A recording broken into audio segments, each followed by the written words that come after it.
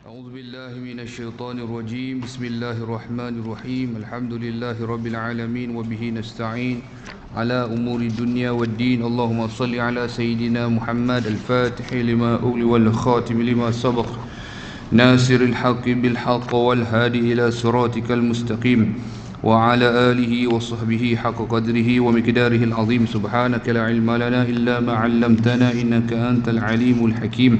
قال رب اشرح لي صدري ويسر لي أمري واحلل عقدة من لساني يفقهوا قولي. ولا حول ولا قوة إلا بالله العلي العظيم. ولا حول ولا قوة إلا بالله العلي العظيم. بمئة ألف ألف ألف لا حول ولا قوة إلا بالله العلي العظيم. نوينا تعلم وتعليم وتذكر وتذكير والإفادة والاستفادة والحث على التمسك بكتاب الله وبسنة رسول الله صلى الله عليه وسلم والدعاء إلى الهدى والدلالة على الخير ابتغاء وجه الله ومرضاته وقرب وثوابه. آمين اللهم آمين. عما بعد. السلام عليكم ورحمة الله تعالى وبركاته.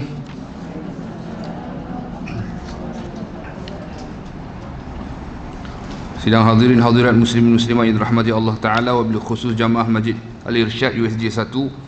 InsyaAllah kita akan sambung balik pengajian kita di dalam kitab pelajaran Tauhid yang dikarang oleh Al-Habib Abdullah bin Hamad Al-Jufri. Dan pada pengajian yang lepas kita telah melihat ataupun mendengar perbahasan mengenai sifat wujud bagi Allah Subhanahu Wa Ta'ala. Telah pun diberitahu bahawasanya kenapakah yang diletakkan nombor 1, adakah ada nombor 1, 2, 3 ni? Hakikatnya tidak.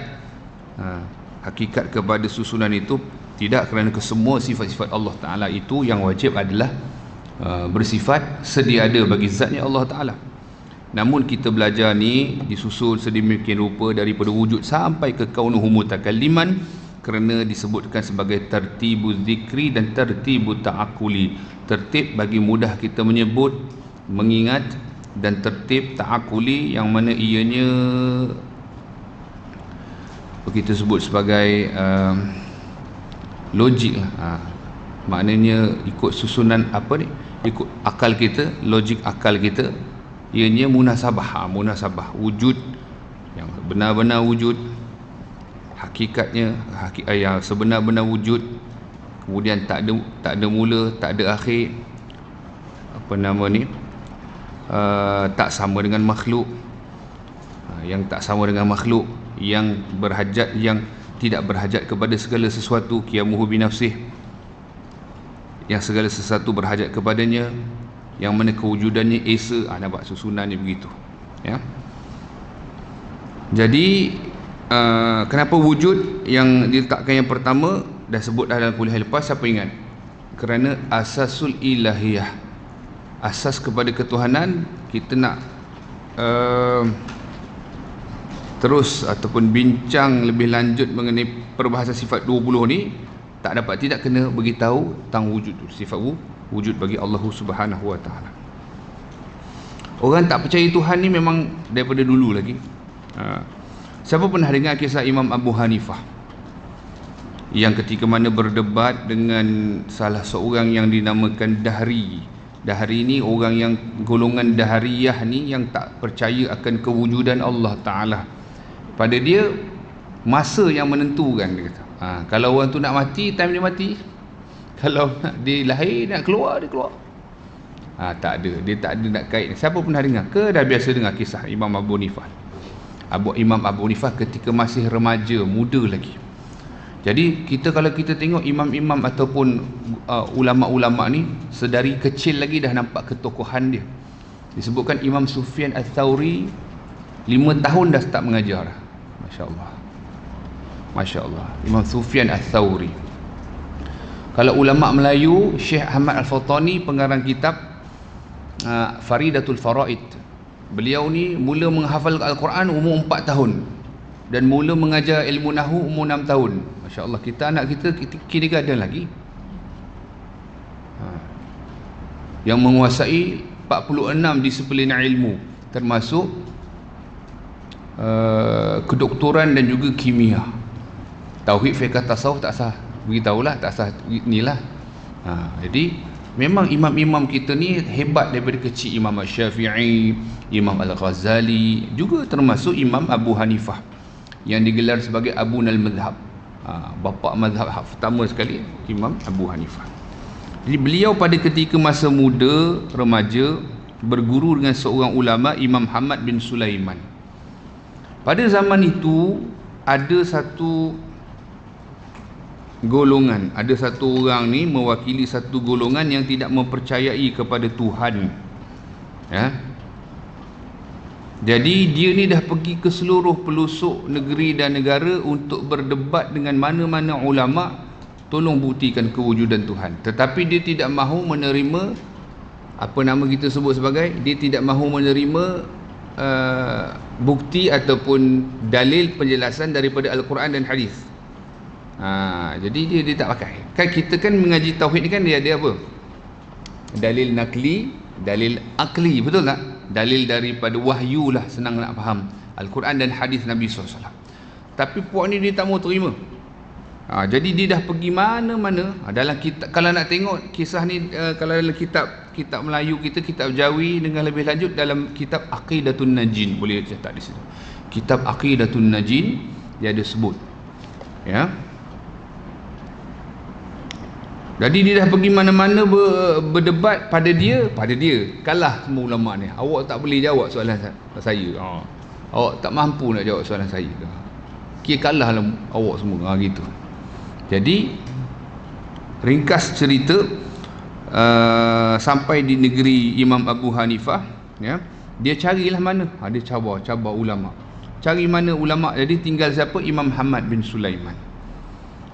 Jadi besok sebelum perdebatan tersebut yang dah diaturkan, maka Imam Hamad bin Sulaiman ni mimpi.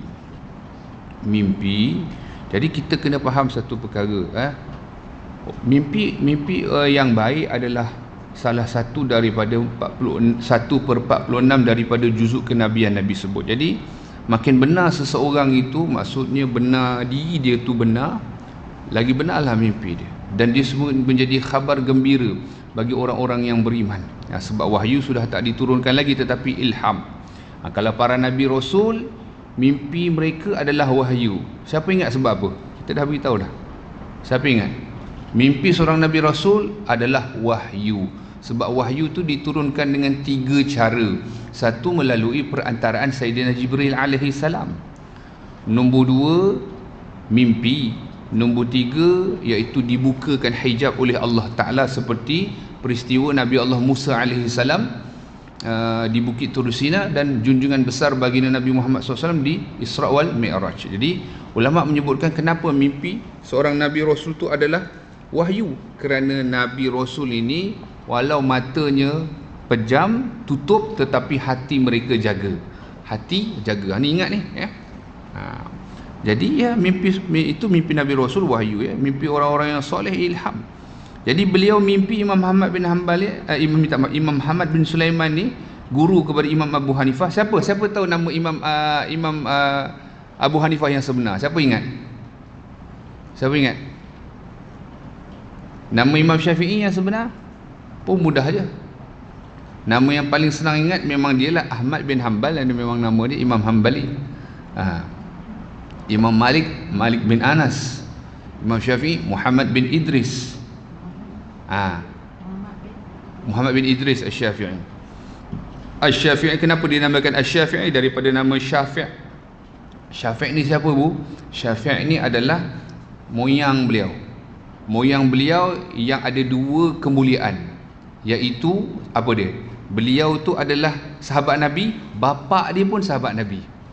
Jadi dikumpul pada Syafi' itu, moyang Nabi itu ada 2 kemuliaan. Dia sahabat Nabi, bapa dia pun sahabat Nabi. Masuk Islam pada ketika masa zaman perang Badar. Jadi dinisbahkan nama dia daripada Syafi'i itu, Syafi', moyang dia, moyang sampai Syafi'. Syafi' itu kenapa dinisbah kepada? Ada 2 kemuliaan pada moyang beliau. Dia seorang sahabat, bapa dia pun sahabat. Jadi nampak tak, double, ya. Baik, Imam Ahmad bin Imam Abu Hanifah ni siapa nama dia? Nu'man bin Thabit. Imam Nu'man bin Thabit. Jadi dalam mimpi tersebut Imam Ahmad mimpi ada satu minta maaf sebutkan, dia dalam mimpi beliau lah ada sebut dalam kitab Aqidatul Najin, seekor babi, tak maaf sebut, seekor babi masuk ke dalam satu kebun buah-buahan dan menghancurkan semua pokok-pokok di kebun tersebut, hancur belaka, tinggal satu pokok besar. Tinggal satu pokok besar, itu pun dia nak hentam lah. Babi itu dalam mimpi tersebut nak hentam, maksud nak hancurkan pokok buah tersebut. Tiba daripada belakang pokok yang besar tersebut keluar seekor harimau dan menerkam dan membunuh babi tersebut. Jadi Masya Allah tabarakallah, kalau kita lepas beliau mimpi tersebut, pagi itu beliau gelisah apa sebenar maksud mimpi tersebut. Masya Allah tabarakallah. Jadi anak murid beliau ni iaitu Imam Abu Hanifah melihat kepada gurunya dalam keadaan yang resah, lalu minta izin bertanya. Dia tak terus mana orang kata terus tanya, tapi minta izin. Wahai tuan guru, ada apa-apa yang merunsingkan tuan guru? Maka sebabkan hubungan mereka rapat dan anak murid kesayangan, maka gurunya cerita, sebenarnya malam tadi saya bermimpi yang tadi kita sebutkan, dia mimpi seekor babi yang menghancurkan semua pohon-pohon tanaman buah-buahan di dalam kebun tersebut, dan dia nak menghancurkan pokok yang besar sekali di kebun tersebut. Namun tadi kita sebutkan seekor harimau keluar daripada belakang pokok tersebut dan menerkam lalu membunuh. Tapi kita tengok dalam kitab Aqidatul Najin, dia ada sebut ni adab seorang murid kepada guru. Masya Allah tabarakallah. Kata beliau, dia kata, wahai tuan guru, jika tuan guru izinkan saya menakwil mimpi tuan guru. Masya Allah. Ini bukan nak kata, tetap walaupun orang yang Masya Allah tetapi diberikan kelebihan, tetapi adab ya. Jadi tuan guru dia kata baik, dia kata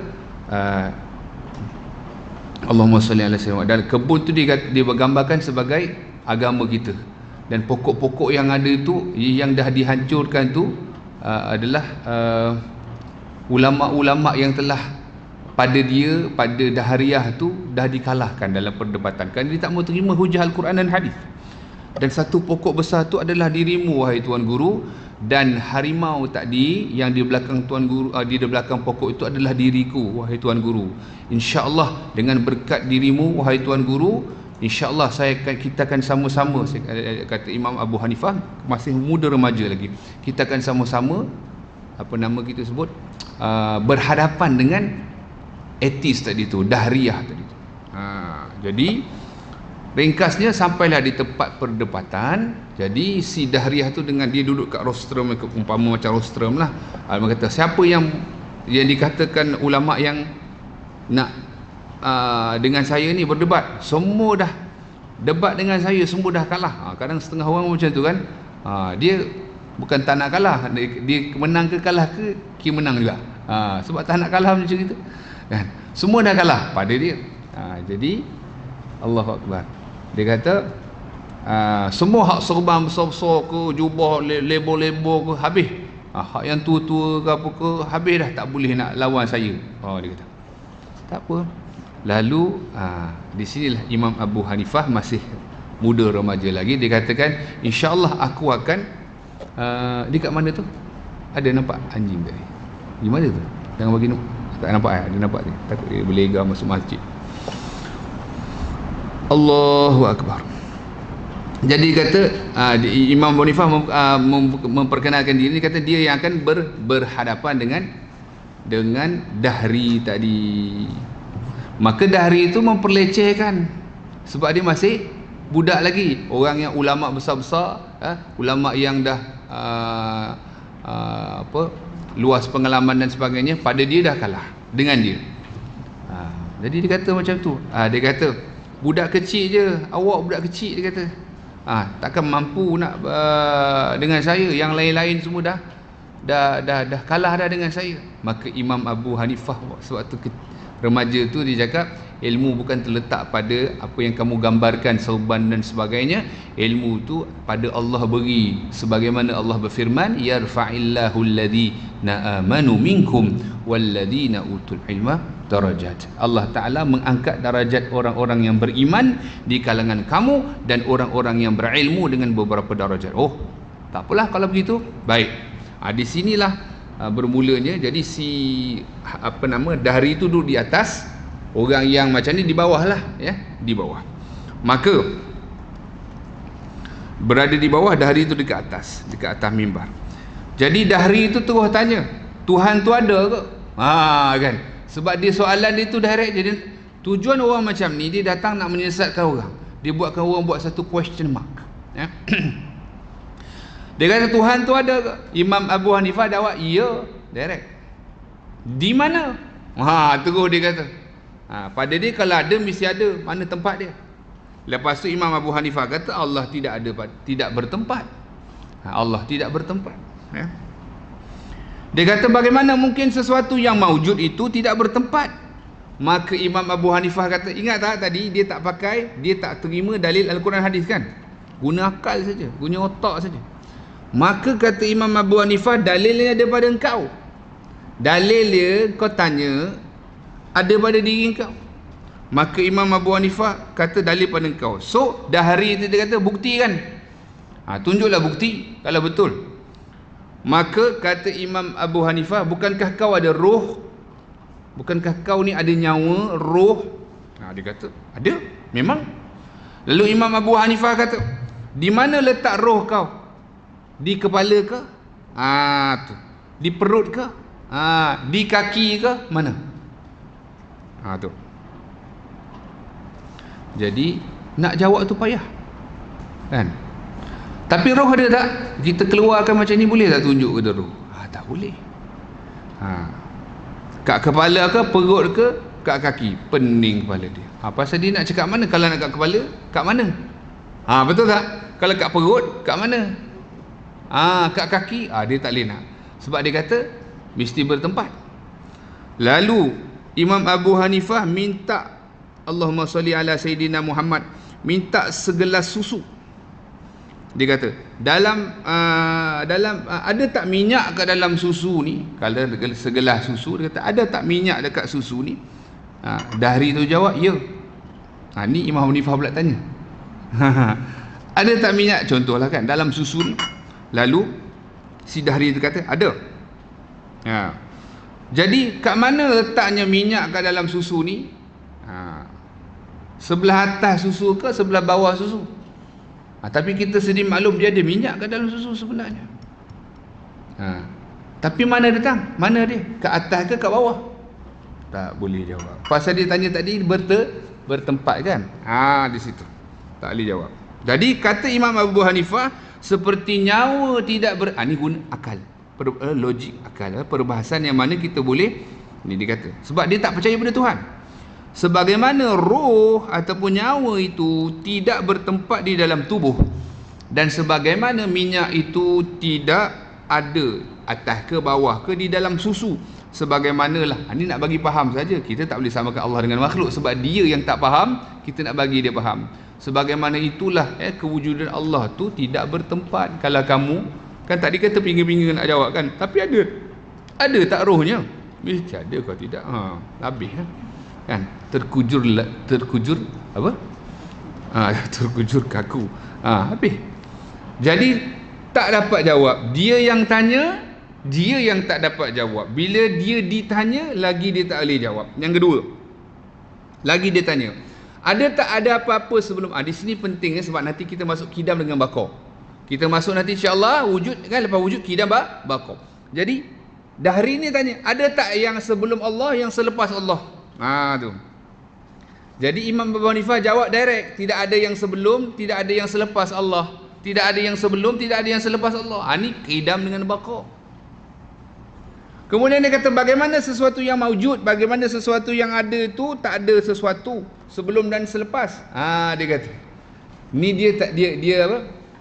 Dia tak pakai ayat ni aja. Dia tak pakai ayat Huwa awwalu wal akhiru wal zahiru. Nanti kita masuk. Huwa awwalu wal akhiru wal zahiru wal batin. Wa huwa bikulli syai'in alim. Surah Al-Hadid tu kan dalam qidam dengan Baqarah tu kan dalil. Tapi dia tak pakai ayat tu. Huwa awwalu wal akhiru wal zahiru wal batin wa huwa bikulli syai'in alim. Dia tak pakai. Jadi dia kata mana boleh ada sesuatu tak ada sebelum tak ada selepas. Maka Imam Abu Hanifah, buktinya, dalilnya, hang nak tahu jawapannya ada pada tubuhmu. Dia kata ada pada anggota badanmu. Dahri kata iya ke? Lalu Imam Abu Hanifah kata lihat kepada jari jemarimu. Lihat kepada jari jemarimu. Tengok kepada tanganmu. Tengok pada tangan kau. Tengok pada jari kau. Tidak ada jari sebelum ibu jarimu dan tidak ada jari selepas kelingkingmu. Maksudnya begini, ataupun nak faham dalam satu riwayat, dari ibu jari ni dengan ini kelingking kan. Ni telunjuk, ni jari tengah, ni jari manis, ni jari kelingking, ni jari ibu jari. Daripada jari jemarimu pada tanganmu sendiri, boleh tak nak cakap ni nombor satu kah ataupun ni nombor satu? Mana satu nombor satu? Which one? Which one nak kata di sini nombor satu? Kenapa tak ni nombor satu? Ni nombor last ke? Kenapa tak ni last? Di situ pun dia tak boleh jawab. Satu riwayat kata Imam Abu Hanifah dalam satu riwayat, tak ada jari sebelum ibu jarimu dan tak ada jari selepas jari kelingkingmu. Begitu juga tidak ada sesuatu yang sebelum dan selepas Allah Subhanahu Wa Taala. Itu simple lah. Lagi kalau kita lebih nak memahami, mana nombor satu? Yang ni ke atau yang ni ke? Kalau awak kata ni, kenapa tak ni? Kalau awak kata ni yang akhir, kenapa tak ni yang akhir? Tak boleh nak determine, betul tak? Tak boleh nak determine. Kalau boleh determine, hebatlah. Siapa boleh? Siapa boleh kata ni nombor satu, tak ni? Ataupun siapa nak kata ni akhir, bukan yang ni? Tak boleh. So di situ sahaja. Sebab tu apabila kita mengenal diri kita, kita mengenal Tuhan kita. Maksudnya apa? Kita tahu diri kita. Kenal diri kita, maknanya ada yang mencipta. Di sini pun misteri nombor satu, pertama dan akhir pun tak boleh nak jawab. Ni bukan misteri Nusantara macam mana pun. Hak ni pun dia tak boleh nak jawab. So kau nak tanya ada yang sebelum, ada yang selepas Allah, ni tak masuk kidam bakar lagi. Dia memang tak terima. Jadi Dahri ni bila dengar Imam Abu Hanifah, tak boleh 2-0 lah kira. Kalau main bola tu 2-0 lah kena. Tu. Tetapi dia kata, aku ada satu soalan lagi. Ni kata, orang macam ni dia tak puas hati. Selagi dia tak terduduk, faham tak? Selagi dia tak terduduk, dia tak puas hati. Dia kata, aku ada satu soalan lagi, dia kata. Siapa agak pernah dengar kisah ni? Jadi, Masya Allah, apa soalan dia? Orang kata pukulan maut lah soalan ni. Buah penamat lah konon-kononnya. Sebab tu kena bijak. Kena orang kata cerdik. Ini Imam Abu Hanifah ni cerdik. Dia soalan yang Dahri ni tanya, okey, aku ada satu soalan lagi, dia kata. Apa yang Allah Ta'ala buat sekarang? Gitu. Faham? Apa yang Allah Ta'ala buat sekarang, dia kata. Dia kata, Imam Abu Hanifah kata, cara ni tak kena ni, keadaan tak betul ni. Dia tak kata soalan tu, dia kata cara, keadaan tak betul, dia kata. Sebab apa? Sebab engkau yang bertanya, kau duduk atas mimbar. Biasa orang tanya duduk bawah, betul tak? Orang bertanya, biasa kebiasaannya lah, normalnya, adat, hukum adatnya. Orang bertanya dia di bawah, orang yang menjawab tu di atas. Okey, ada apa soalan? Kan, dia kata kan, ada apa soalan? So orang tu bertanya. Jadi dia kata keadaan tak kena, cara tak kena ni. Patutnya orang yang menjawab di atas mimbar, orang yang bertanya tu di bawah. Jadi kalau kau nak tanya, aku akan jawab, tapi kau kena turun dulu. Dia kata, kalau kau nak aku jawab, aku boleh jawab, tapi kau turun, aku naik. Kau turun, aku naik. Masya Allah, tabarakallah. Bijak Imam Abu Hanifah. Jadi bila Dahri itu turun dan mengemukakan soalan itu sekali lagi, lalu Imam Abu Hanifah menjawab. Faham tak? Bila si Dahri tadi yang tak percaya Tuhan tadi, yang selama ni dia dakwa dia mengalahkan ulama, dengan pendapat-pendapat akliyah dia semata-mata, dia turun bawah, dia tanya soalan tu lagi. Imam Abu Hanifah menjawab, ya, sekarang apa yang Allah buat, Allah telah menjatuhkan, Allah mengalahkan yang batil dengan perumpamaan turunnya engkau ke bawah, dan Allah menegakkan yang hak seumpama aku berada di atas mimbar ini. Itu dia Allah Ta'ala buat sekarang. Makna engkau turun bawah, Allah menurunkan, Allah Subhanahu wa Ta'ala mengalahkan yang batil, dan Allah Ta'ala menegakkan, meninggikan yang benar, sebagaimana aku ni sekarang duduk berdiri di atas mimbar menjawab soalan kau tadi. Itu yang Allah Ta'ala buat sekarang. Tapi faham tak? Maknanya apa? Terbungkamlah, tak dapat nak dijawab oleh si dahri tersebut. Jadi from that moment tak adalah lagi apa dia? Tak adalah lagi soalan-soalan yang dia ni pergi ke mana-mana nak mencabar ulama untuk apa dia? Buktikan kewujudan Allah. Berhentilah dia buat kerja tersebut. Jadi sebab itu bila kita belajar di dalam ilmu tauhid, penting dua ni, naqli dan juga akli. Naqli dan juga akli. Faham tak kisah dia tadi tu, ibu-ibu? Maknanya, ya, selama ni dia macam buat road tour lah, senang cerita, pergi cabar ulama dan sebagainya, tak boleh jawab pada dia. Sebab mengemukakan dalil Al-Quran dan hadis. Jadi sebab itu peri pentingnya di dalam ilmu tauhid ini faham dalam bab hujah akli, dilawan di situ. Sebab kalau yang tadi tu kita bagi Tuhan apa nama ni, pada dia, kalau kita kata Allah Ta'ala tu wujud dengan dalil sekian-sekian, kalau sebagaimana telah kita belajar, dia tak terima. Jadi banyak, ya. Sebab itulah Imam Abu Hanifah juga bukan seorang ni saja. Memang ada golongan yang lain yang tak percaya kepada Tuhan. Bila mana mereka datang, satu ketika datang, sebab kisah ni masyhur. Imam Abu Hanifah ketika muda lagi telah mengalahkan orang ni dan tersebar. Jadi memang ada golongan ni masih tidak berpuas hati, dia tak percaya kepada Allah, bertemu dengan Imam Abu Hanifah, dan dia datang bukan datang saja-saja dengan ugutan dan sebagainya, nak mencederakannya dan sebagainya. Lalu Imam Abu Hanifah satu ketika pernah berkata kepada mereka yang datang, memang bukan nak bertanya, menyerbu, nak mencederakannya. Imam Abu Hanifah kata beginilah, kalau kau orang boleh jawab, kalau kamu boleh jawab soalan aku ini sebelum, kalau kamu boleh jawab soalan aku ni, maka kamu boleh buat apa-apa saja yang kamu nak lakukan terhadap aku. Tapi kalau tak, kau dengar dulu. Jadi Imam Abu Hanifah berkata, ni dalam kisah yang lain, ada grup yang lain yang tak percaya kepada Tuhan. Dia kata, apa pendapat kamu sekiranya ada satu orang lelaki dia berbicara, dia cakap, aku telah melihat sebuah kapal yang berisi barang-barangan penuh, tapi kapal tu tak ada kapten, tak ada pengemudi, tak ada anak-anak kapal. Kapal tersebut mengharungi lautan yang kencang bergelora dengan tiupan angin yang begitu kencang. Tetapi kapal itu berlayar, contohlah macam kapal kan, kapal itu tak ada apa nama kita sebut sebagai, ini zaman beliau lah, ya, yang cerita zaman sekarang. Jadi zaman beliau itu disebutkan kapal yang tak ada kapten, tak ada anak kapal, penuh muatan, mengharungi lautan yang bergelora, ribut taufan yang kencang, tapi dia jalan lurus je. Lurus, bukan lurus saja, tak ke kanan, tak ke kiri. Boleh tak kau terima benda tu? Kata Imam Abu Hanifah. Jadi mereka kata tak boleh, sesuatu benda yang pelik.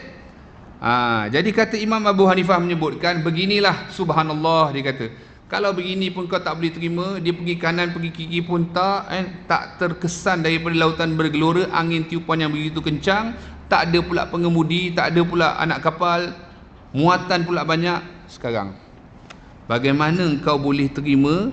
Dan kau kata tadi pelik kan, bagaimana kau boleh terima dunia ini yang begitu pelbagai bentuk muka bumi, sangat luas terbentang, banyak sekali kawasan, tiba-tiba dunia bumi yang Allah Ta'ala cipta ni boleh stabil tanpa ada yang mencipta, tanpa ada yang memelihara. Ni nak cerita tentang kewujudan Allah.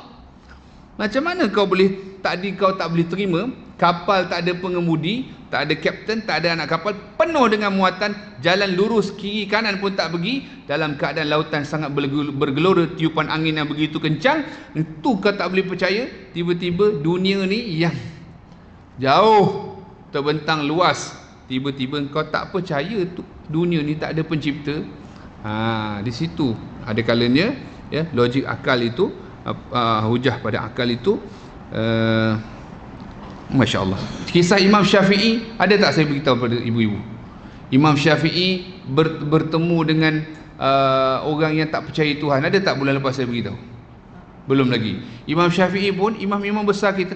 Untuk pengetahuan ibu-ibu ya, imam-imam ulama-ulama kita ni, dia bukan menguasai, contoh ya, imam kan ni dikenal sebagai imam mazhab kan, fiqh kan. Mereka bukan saja menguasai fiqh, mereka menguasai semua disiplin ilmu. Ni ulama. Ulama ni menguasai pelbagai dan semua disiplin ilmu. Cuma Allah zahirkan. Nampak?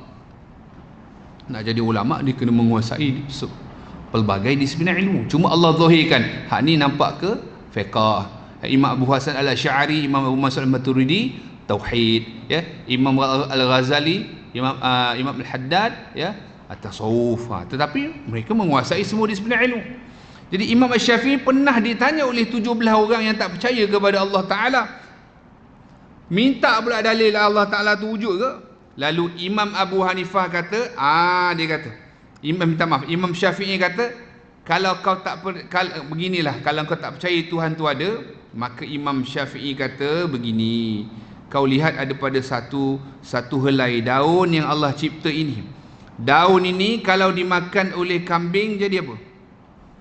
Jadi tai kambing. Kalau dimakan oleh ulat sutera, sutera tu apa? Ulat sutera menghasilkan sutera. Kalau dimakan lebah, lebah menghasilkan madu. Kalau dimakan oleh kijang, kijang ni dia ada penghasilan dia, kasturi kijang. Wangi tu, wangian daripada kantung dia betul, kelenjar dia tu. Makan dek kambing jadi lain. Makan dek ulat sutera jadi sutera. Makan dek lebah jadi madu. Makan dek kijang jadi kasturi kijang. Daun yang sama, hasil yang berbeza. Siapa yang cipta? Siapa yang buat hasil tersebut? Allah. Di sini kita kena faham gabungan. Kita dah faham tak? Siapa ingat pada kuliah yang lepas kita sebut sifat wujud Allah Subhanahu Wa Taala, dalil umumnya di dalam Al-Quran ada berapa? 2,700 nama Allah Ta'ala di dalam Al-Quran menjadi dalil Allah Ta'ala itu wujud. Ingat 2,700 nama. Okey, selesai. Baik, kita tengok kepada pelajaran yang kelima, huraian sifat qidam.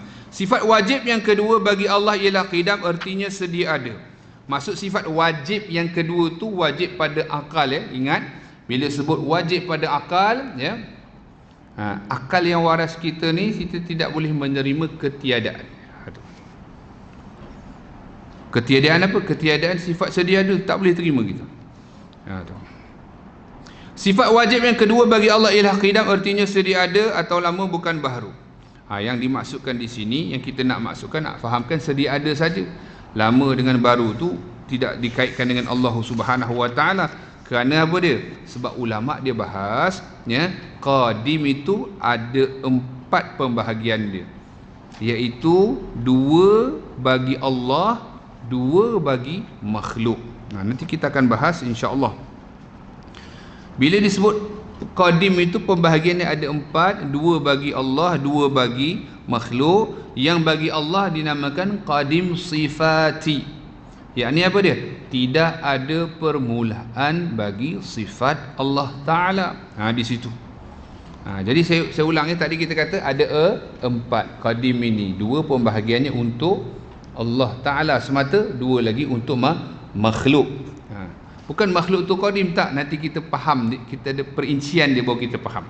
Bila sebut qadim sifati, maknanya iaitu tidak ada permulaan bagi sifat Allah Ta'ala. Di situ pada sifat Allah. Sebab tu kita sebut tadi kan, wujudnya Allah ya, sedia ada. Betul? Sedia ada memang sifat bagi Allah. Baqa kudrah, iradah, ilmun, hayat, semua sedia ada pada zat Allah Ta'ala. Nombor 2, qadim zati. Apa makna qadim zati? Tidak ada permulaan bagi zatnya Allah Subhanahu wa Ta'ala. Jadi tidak ada, itulah tadi kita sebutkan tadi, tidak ada yang mula, tidak ada yang sebelum Allah Ta'ala, tiada, kerana Allah wujudnya sedia ada sejak azali. Di situ. Jadi okey, saya ulang sekali lagi, ada 4 pembahagian. Kalau yang 2 bagi Allah dinamakan qadim sifati dan qadim zati. Jadi qadim sifati, tidak ada permulaan bagi sifat, tidak ada permulaan bagi sifat Allah Ta'ala. Yang kedua, tidak ada qadim zati, itu tidak ada permulaan bagi zatnya Allah Subhanahu wa Ta'ala. Ya, sebab apa? Sebab kewujudan Allah Ta'ala itu tidak ada permulaan, kerana Allah telah wujud sejak azali. Ya, Allah Ta'ala wujud sejak azali. Azali ni tidak ada permulaan, ya ibu-ibu. Azali ni tidak ada permulaan, cuma dia ada pengakhirannya ketika waktu imkan disebut. Waktu imkan ni apa? Penciptaan makhluk yang pertama. Penciptaan makhluk yang pertama, maka itu dinamakan waktu imkan. Jadi waktu azali ni tidak ada permulaan, tetapi ada pengakhiran. Ketika mana? Ketika Allah menjadikan makhluknya yang pertama. Ulama khilaf makhluk yang pertama, kebanyakan ulama menyebut nur baginda Nabi Muhammad sallallahu alaihi wasallam. Ada riwayat mengatakan yang Allah ciptakan adalah qalam. Okey, baik. Jadi Allah Subhanahu wa Ta'ala wujud tanpa ada permulaan. Dan yang dimaksudkan qadim yang pembahagiannya ada 4, 2 untuk Allah, 2 untuk makhluk tadi. Yang untuk Allah telah kita beritahu. Dan kedua-duanya, qadim sifati dan qadim zati ni, tadi kita sebut pen tak ada. Tak apa. Boleh contohnya qadim sifati dengan qadim zati ni, kedua-duanya ni adalah qadim hakiki. Tak apa. Qadim hakiki. Ada. Sekejap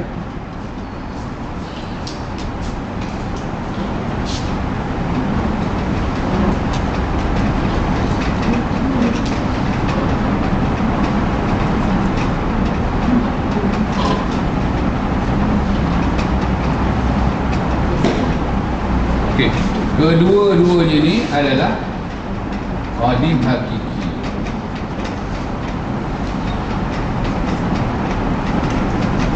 Hanya untuk Allah Ta'ala semata-mata. Kan tadi kan qadim sifati apa dia? Iaitu tidak ada permulaan tidak ada permulaan bagi sifat Allah. Yang kedua, tidak ada permulaan bagi zatnya Allah. Jadi kedua-duanya ini adalah dirangkumkan dalam qadim hakiki. Sedia ada yang sebenar-benar, iaitu untuk Allah Ta'ala semata-mata. Allahu Akbar. Kan tadi ada 4 pembahagian, ini ada 4 pembahagian.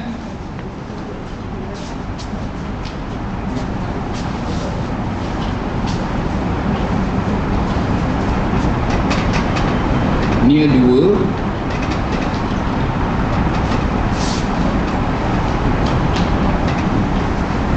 Itu 2.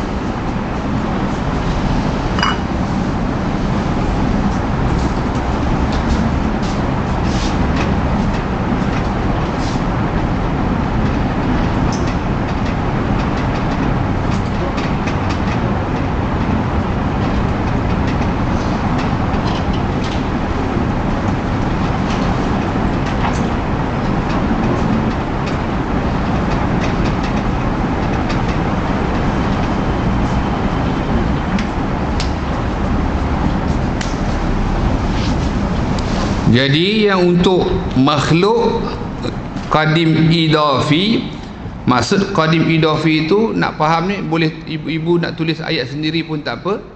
Nak faham? iaitu sesuatu yang terlebih dulu daripada yang lain. Ini ayat kita nak faham je lah. Saya bagi contoh lebih faham. Sesuatu yang sebelum yang lainnya. Contoh seorang mak dengan anak. Siapa dulu? Anak. Mak kan. Seorang nenek dengan mak dengan cucu, siapa dulu? Nenek lah. Mak dulu daripada anak, bapa dulu daripada anak. Tu yang disebutkan qadim idafi. Tu boleh tulis dulu. Contoh dia sesuatu yang terlebih dulu daripada yang lainnya. Itu maksud ayat tadi. Sesuatu yang lebih dulu daripada yang lainnya. Contoh, seorang mak lebih dahulu daripada anak, seorang bapa lebih dahulu daripada anak. Betul ke tidak? Bapa dulu ke anak dulu? Bapa dulu, mak dulu. Baik. Waktu dia katakan seperti contoh ubuwah dengan bunuwah. Bapa lebih dahulu daripada anak. Itu nak sebut lama ataupun dahulu saja. Okey, qadim zamani pula apa dia? Ya. Iaitu catatan yang didahului masa setahun lamanya. Maknanya setahun sudah berlalu. Februari telah kembali. Itu cerita lain. Itu macam lagu pula kan. Setahun sudah berlalu. Maknanya apa? Qadim zamani. Ya, setahun. Jadi hak ni dua untuk makhluk. Tak ada kena-mengena dengan kita belajar sifat qidam tu. Faham? Cuma kita faham ni sebagai perbandingan. Bila disebut qadim terbahagi kepada 4. 2 untuk Allah semata-mata, 2 untuk makhluk. Bila sebut untuk Allah, qadim sifati, tidak ada permulaan bagi sifat Allah, tidak ada permulaan bagi zatnya Allah. Yakni qadim yang hakiki. Hanya untuk Allah Ta'ala semata-mata. Manakala idafi, apa maksud tadi idafi? Sesuatu yang terlebih dahulu daripada yang lainnya. Seorang mak dahulu daripada anak, seorang bapa dahulu daripada anak. Dan qadim zamani ni apa? Iaitu telah didahului oleh masa sekurang-kurangnya setahun. Maknanya lepas tahun tu kira lama lah. Itu yang dimasukkan dalam kitab kita tadi tu.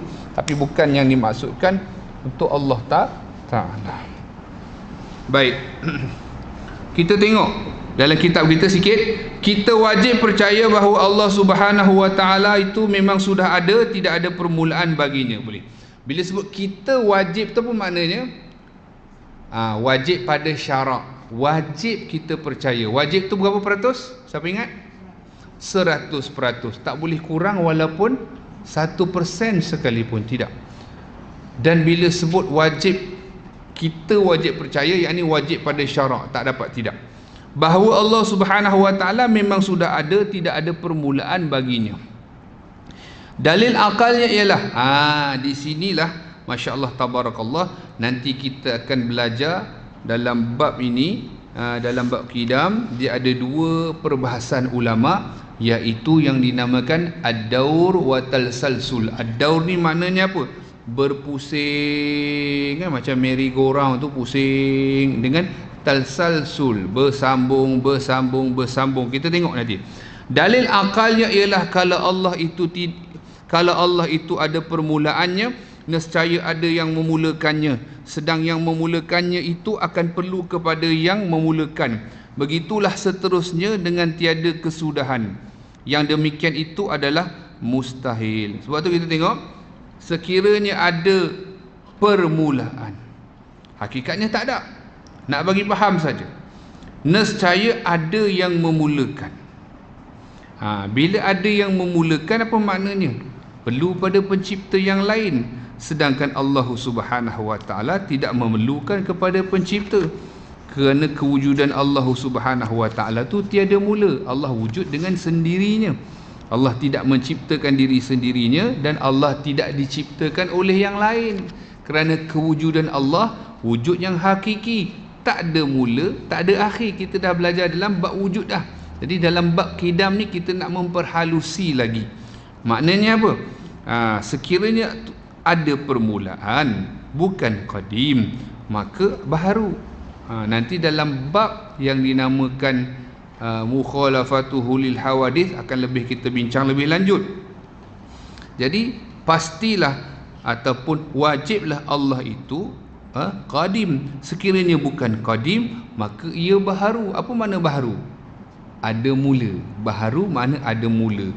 Kalau makhluk yang dicipta, tu ya. Jadi mustahil.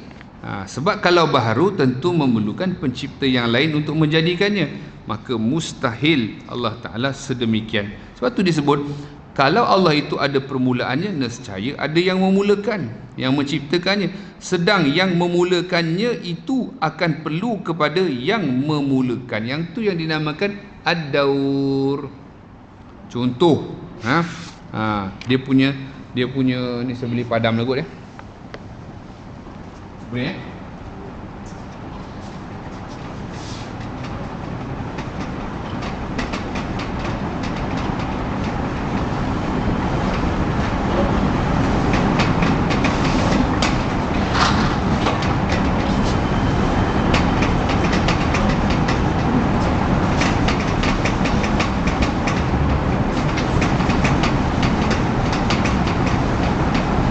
baik. Dia ada disebutkan keadaannya dinamakan ad-daur dengan watal salsul. Contoh daur ni maknanya apa?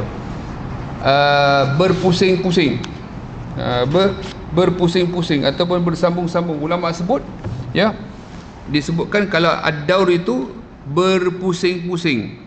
Tawaqqafu syai'in ala syai'in yatawaqqafu alaihi ima bimartabataini au maratib.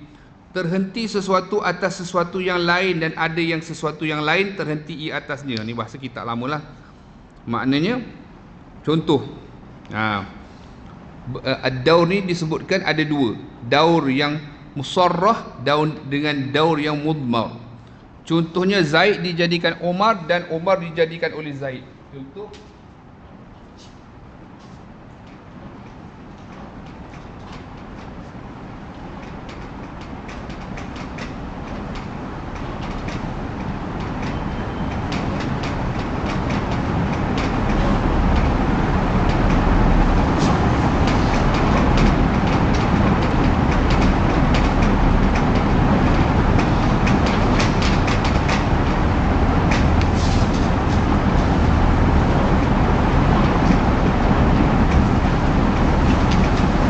jadi ulama sebutkan nak bagi faham bahawasanya mustahil Tuhan itu ada mula, antaranya sebab akan berlaku situasi yang dinamakan ad-daur, berpusing-pusing. Contoh ya, contoh ulama kata contoh yang pertama, Zaid dijadikan oleh Umar, Umar menjadikan Zaid.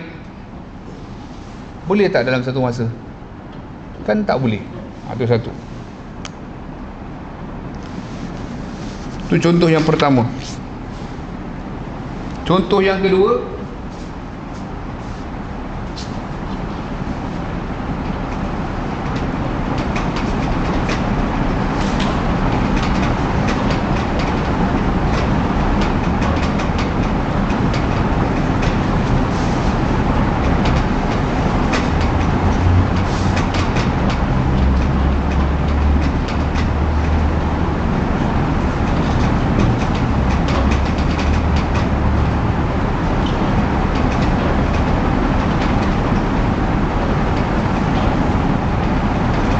kalau tak faham boleh tanya. Jadi sekarang ni yang kita masuk di sini ni adalah untuk memberitahu bahawasanya mustahil Tuhan itu ada permulaan, kerana akan berlaku situasi yang dinamakan berpusing-pusing ni lah, bahasa Melayu kita senang nak faham, ad-daur. Sebab kalau kata ada permulaan, mesti ada yang memulakan. Tu jadi contohnya yang berpusing-pusing ni, Zaid dijadikan Umar, dalam masa yang sama Umar menjadikan Zaid. Boleh tak? Mustahil. Mustahil satu. Mustahil dua. Contoh yang dikatakan oleh ulama, yang ni dikatakan ad-daur, yang disebutkan daur musarrah. Yang ni dinamakan ad-daur, yang ni dinamakan daur mudmar. Contoh ada tiga ni, Zaid, Umar dan juga Hadi. Hadi menjadikan Umar, Umar menjadikan Zaid, Zaid menjadikan Hadi dalam waktu yang sama. Mustahil. Mustahil di situ, ya, tak boleh diterima. Maknanya pusing-pusing. Sebab tu dikatakan kenapa jadi mustahil. Siapa boleh dapat satu gambaran yang ni? Sebab saya dah beritahu dah tadi. Apa gambaran? Kerana ada dengan tiada tu pada waktu yang sama. Boleh tak? Itu keyword dia. So gambar rajah ni keyword dia ada dengan tak ada pada waktu yang sama. Boleh kan? Hadi cipta Umar, Umar cipta Zaid, Zaid cipta Hadi at the same time. Ada dengan tak ada at the same time. Dua sifat yang bertentangan tidak boleh pada satu zat, pada satu masa. Sama juga, contohlah saya sedang berdiri, adakah saya duduk? Adakah saya tak ada? Setengah jam lepas saya tak ada, kemudian saya ada. Masa tak ada tu memang confirm tak ada lah. Kalau ada mesti suspend lah, aku tak sampai lagi kan. Kan. Jadi sekarang ada tak? Ada. Kalau orang kata tak ada, pening pula orang tu. Aku dah sampai gitu dah. Maknanya dua sifat yang bertentangan tidak boleh melekat pada satu zat. Ada dengan tiada ni tidak boleh pada satu masa. Jadi faham tak? Kenapa dikatakan berpusing-pusing ni?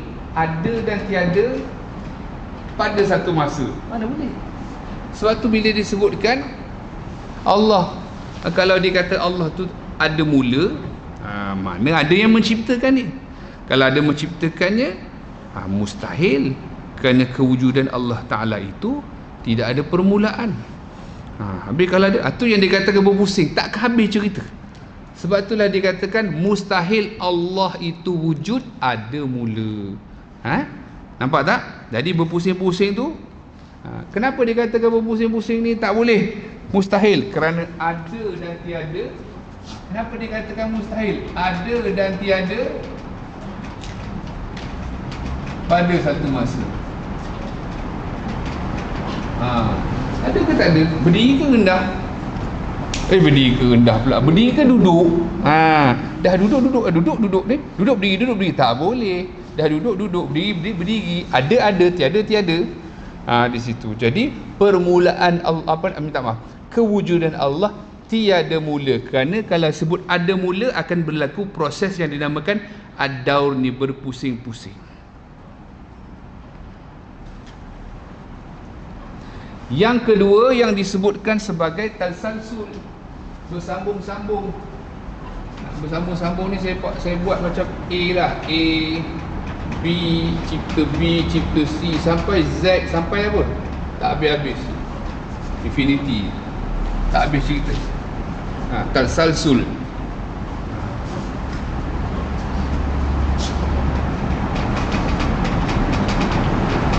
Jadi ini tak akan habis. Mustahil kalau ada mula. Contoh A cipta B, B cipta C, C cipta D, E, F, Z, habis. Tak ada kesudahan. Sebab mustahil, ya, kewujudan Allah tu ada mula, kerana akan berlaku yang dinamakan talsalsul, yang berlawanan daripada akal yang waras. Tak boleh diterima. Tadi pun berpusing-pusing pun kita tak boleh terima. Ini kan pula yang dinamakan talsalsul, yang ni bersambung-sambungan, berantai-rantaian, lepas satu-satu, tak ada kesudahan. Ahmad cipta Usman, contoh. Usman cipta Zaid, contoh. Zaid cipta Yusuf. Cipta Polan, tak ada kesudahan. Maka wujud yang ada mula tak boleh, kewujudan yang ada mula akan ni. Kalau ni daur dengan talsalsul, mustahil. Dan juga kena kita faham, tidak ada yang wujud sebenarnya hakikatnya tidak ada sesuatu pun yang wujud sama ada sebelum atau bersama Allah Subhanahu Wa Taala. Kerana apa? Kewujudan, contohnya alam ini adalah ciptaan Allah Subhanahu Wa Taala, dan Allah wujud sebelum yang diwujudkan, yang dicipta. Ingat tak, dalam bab wujud kita dah bahas juga, ada 3 pembahagian dalam kuliah yang lepas. Wujud yang hakiki, wujud yang majazi, wujud yang aradi. Telah kita bahas dalam kuliah lepas. Wujud yang hakiki apa? Tak ada mula, tak ada akhir. Wujud yang majazi apa? Ada mula, ada akhir. Wujud yang aradi apa? Ada mula, tak ada akhir. Apa pasal dia tak ada akhir? Allah kekalkan dia. Asal dia ada mula. Di situ. Sebab tu dalam pelajaran tauhid, seandainya terdapat sesuatu yang wujud sebelum Allah Taala, dia jadi terbalik. Mana mungkin Allah yang jadikan alam ini, ya, kemudian daripada alam ini yang dijadikan, betul tak? Saya ulang sekali lagi. Mana mungkin ulama sebut ada sesuatu yang wujud sebelum Allah. Sebab apa? Terbalik. Sebab yang menjadikan alam ini, yakni Allah, ya, kemudian daripada yang dijadikan, betul tak? Yang dijadikan itu alam, yang menjadikan tu siapa?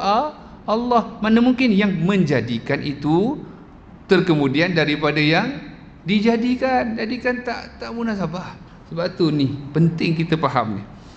Tak boleh diterima. Sebab tu dikatakan ni yang cipta, ni cipta. Sebelum tu tak ada sebelum. Allah tidak ada permulaan. Kalau tidak jadi sebelum. Yang ni tadi kita sebut kan, ya, ada dan tiada pada satu, mustahil. Nampak tak? Sebenarnya tak susah mana, tapi bila ada gambaran dan penjelasan serba sedikit, insya-Allah kita akan lebih memahami. Jadi dibuatkan dalam bentuk begini, perbahasan ilmiah untuk kita lebih faham. Sebenarnya percontohan, dari segi percontohan insya-Allah kita faham. Cuma dari sudut ilmiah ni dia ada nama dia.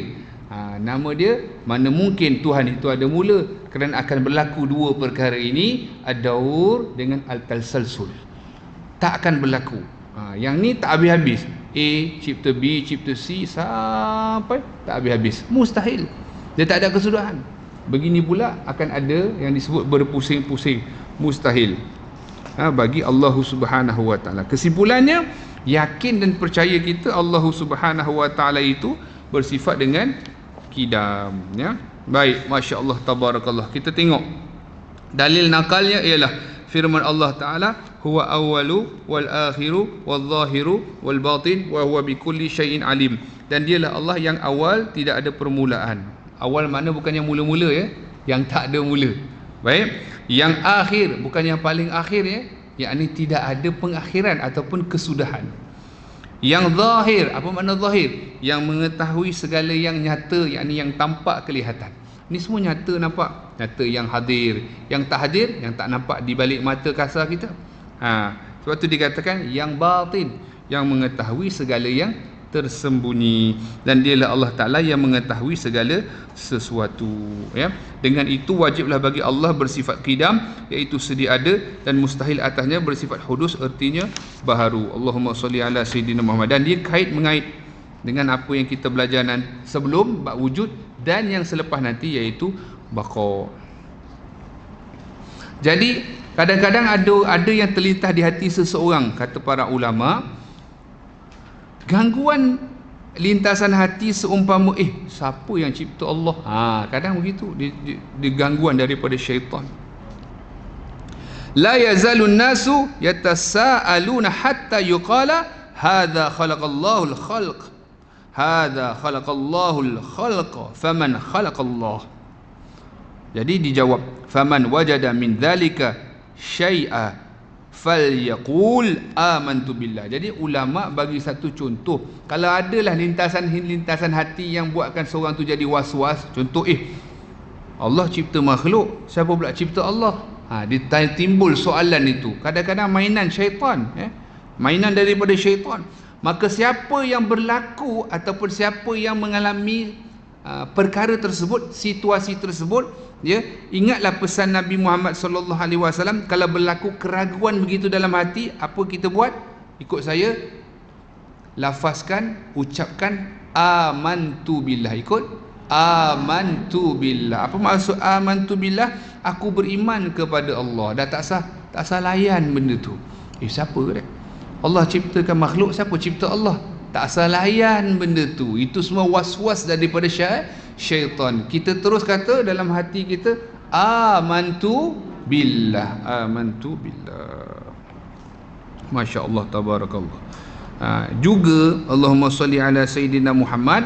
Nabi SAW, kalau kita kan kadang-kadang orang kan dia kata, apalah, mengaji sifat 20 ni kita dah bahas, dah ada dah ayat Al-Qurannya, juga ada hadisnya, juga daripada hujah ataupun pendalilan dari sudut akal kita, ya, bahawasanya sifat itu ada ataupun wajib ada pada Allah. Juga ada dalam hadis an Abdullah bin Umar Abdullah bin Amr al-As an Nabi annahu kana idza dakhala al-masjid qala a'udzu billahi al-azim biwajhihi al-karim wa sultanihi al-qadim minasyaitonir rajim.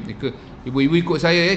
Saya baca patah-patah dia, ibu-ibu ikut. Jadi saya bacakan dulu maksud dia daripada Abdullah ibnu Amr bin Al-As daripada Nabi Muhammad SAW. Sesungguhnya ketika baginda Nabi Muhammad SAW masuk ke dalam masjid, baginda berdoa. Ikut saya, a'udzu billahil azim wa biwajhihil karim wa sultanihil qadim minasyaitonir rajim. Tak apa. Jadi ada dengar tak qadim tadi? Tu daripada Nabi tu sallallahu alaihi wasallam. Kita sama-sama baca. A'udzu billahil azim wa biwajhihil karim wa sultanihil qadim minasyaitonir rajim. Saya ulang, lagi satu. A'udzu billahil azim wa biwajhihil karim wa sultanihil qadim minasyaitonir rajim. Ni Nabi masuk dalam masjid, Nabi baca, maksudnya aku berlindung kepada Allah Ta'ala yang Maha Agung. A'udzubillahil azim, aku berlindung dengan Allah yang zat yang Maha Agung, yang mulia, ya. Wa biwajhihil karim, dengan zatnya yang maha mulia. Wa sultanihil qadim, apa maksud wa sultanihil qadim? Dan kerajaannya yang sedia ada. Nampak ada Nabi sebut. Jangan setengah orang kata sifat 20 tak ada, Nabi tak cakap, Nabi tak payahlah kalau orang macam ni, panjang cerita. Orang macam ni kalau berdebat kan, memang dia takkan kalah. Dia mesti menang punya. Macam tadi tu, betul, masya-Allah, Imam Abu Hanifah tu orang yang hebat, ya. Dah kena macam tu kira buah dia kena, dia ingat dia dah bagi buah penamat dah. Lah ni Tuhan buat apa? Payah nak jawab tu. Tapi bijak Imam Abu Hanifah, dia kata apa? Tak sayugialah orang yang bertanya kan duduk di atas. Orang yang bertanya kena duduk bawah, orang yang jawab yang kena duduk atas. Kau setuju, hang setuju nak duduk bawah, apa? Hang setuju nak duduk bawah, tanya, aku jawab. Aku ni atas. Imam Abu Hanifah. Nampak tak? Bijak ni penting, nak mengaji ni kena. Waktu bijak ni juga ulama kata dia dapat sedikit dia fahamannya. Tu yang penting. Bukan buat-buat faham ni, faham betul kefahaman yang banyak yang Allah berikan. Jadi saya berharap dan berdoa kepada Allah, ibu-ibu sekalian, ya, dan saya sendiri dan semua, agar Allah berikan kefahaman yang benar dalam agama kita. Sebagaimana Nabi sebutkan, man yuridillahu bihi khairan yufaqihu fiddin. Barang siapa yang Allah Ta'ala nak bagi dia kebaikan, Allah bagi dia kefahaman yang benar di dalam agama. Moga kita tergolong dalam golongan tersebut. Mohon maaf salah dan silap, tolong tanda kita akan masuk pada sifat baqa. Jadi dalam bab dalil nakli itu tadi perbahasan dia ad-daur wa talsalsul. Mustahil berpusing-pusing ni ada dengan tiada dalam satu masa. Juga yang tadi talsalsul, apa dia? Tak berhenti, tak berkesudahan. Mustahil. Yakinilah Allah itu tiada permulaan pada kewujudan. Inilah prinsip keimanan kita. Moga ia teguh, dan untuk diri kita, ahli keluarga kita dan orang-orang yang kita sayangi, moga mati kita semua dalam husnul khatimah bil khair wal ufin wal afiyah. Mohon maaf salah silap. Panjang umur kita bertemu lagi dengan izin Allah. Wabillahi taufiq wal hidayah. Wassalamualaikum warahmatullahi taala wabarakatuh. أعوذ بالله من الشيطان الرجيم. بسم الله الرحمن الرحيم. الحمد لله رب العالمين والصلاة والسلام على أشرف الأنبياء والمرسلين سيدنا مولانا محمد وعلى آله وصحبه أجمعين. اللهم نور قلوبنا بنور هدايتك كما نورت الأرض بنور الشمس أبدا أبدا برحمتك يا أرحم الراحمين. اللهم ارزقنا التوفيق والهداية والعناية والاستقامة. اللهم ارزقنا إخلاص وجمال في رضا في جميع الأحوال. اللهم فقهنا في الدين وعلمنا تأويل فتوح العارفين واهدنا إلى صراطك المستقيم. يا مقلب القلوب ثبت قلوبنا على دينك وعلى طاعتك. ربنا تقبل منا إنك أنت السميع العليم وتب علينا يا مولانا إنك أنت التواب الرحيم. ربنا آتنا في الدنيا حسنة وفي الآخرة حسنة وقنا عذاب النار. صلى الله عليه وسلم محمد وعلى آله وصحبه وسلم والحمد لله رب العالمين. تقبل الله منكم.